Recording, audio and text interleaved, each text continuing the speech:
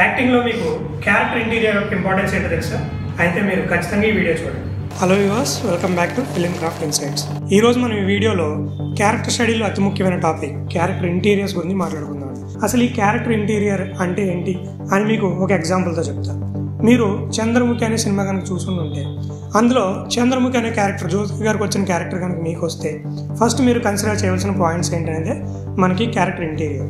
Only screen మీద కనిపించేదాన్ని exterior అంటారండి. అంటే మనకి సినిమాటిక్ లిబర్టీలో ఉన్న టైంను బట్టి ఒక క్యారెక్టర్ ఎక్కడ మొదలైంది, ఎక్కడ ఎండ్ అయింది అనేది క్యారెక్టర్ ఆర్క్లో మనకి స్క్రీన్ మీద చూపిస్తారు.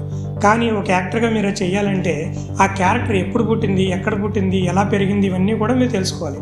అప్పుడే మీరు ఆ పాత్రని పోషించగలుగుతారు.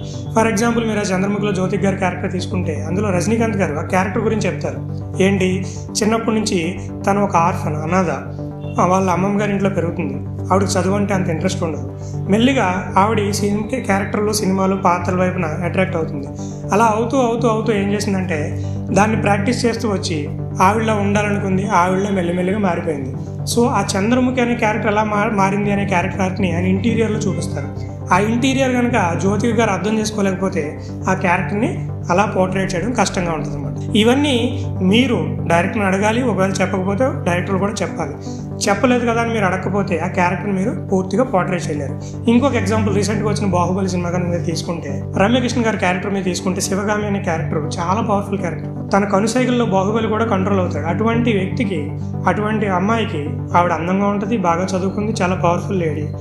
బిజ్జల్ దేవని అంటే మన మొత్తం రాజ్యంలో ఎందుకు పనికిరావడానికి ఒక క్యారెక్టర్ని ఇచ్చి ఎందుకు పెళ్లి చేస్తారు అనేది మీరు ఒకసారి ఆలోచించాలి. ఇది మనకి డైరెక్టర్ గారు చెప్పకపోయినా పర్లేదు, కానీ రమ్యకృష్ణ గారికి ఖచ్చితంగా రాజమౌళి గారు చెప్పుకుంటారని చెప్పారు. అది ఎలా తెలిసిందంటే ఆయన సినిమా రిలీజ్ అయ్యాక ఆయన ఏమేమి క్వశ్చన్లు ఆన్సర్ చేశాడో దాన్ని రైజ్ ఆఫ్ శివగామి అనే బుక్ ద్వారా రిలీజ్ చేశాడు. మీకు టైం ఉన్నప్పుడు ఆ బుక్ చదవండి. ఇలాగే ప్రతి క్యారెక్టర్కి కూడా క్యారెక్టర్ ఇంటీరియర్ అనేది ఉంటుంది. ఇలా చూసుకుంటే మీకు క్యారెక్టర్లో ఎన్ని క్యారెక్టర్లు తీసుకున్నా దానికి ఇంటీరియర్ అనేది చాలా ఇంపార్టెంట్ అండి. ముఖ్యంగా మెథడ్ యాక్టింగ్లో ఈ ఇంటీరియర్ అనేది మీకు తెలియకపోతే మెథడ్ యాక్టింగ్ చేయడం చాలా కష్టం. ఎందుకంటే మెథడ్ యాక్టింగ్లో మీరు మీలా కనిపించకూడదు, పూర్తిగా పాత్రలా కనిపించాలి.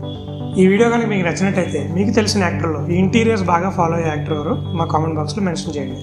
ఇలాంటి మరిన్ని వీడియోస్ కనుక మీరు ఫాలో అవ్వాలనుకుంటే కింద డిస్క్రిప్షన్లో ఇచ్చిన లింక్ మీద మీరు క్లిక్ చేస్తే మా వాట్సాప్, టెలిగ్రామ్, ఇన్స్టాగ్రామ్ బ్రాడ్కాస్ట్ ఛానల్స్ని మీరు ఫాలో అవ్వచ్చు. Thank you so much.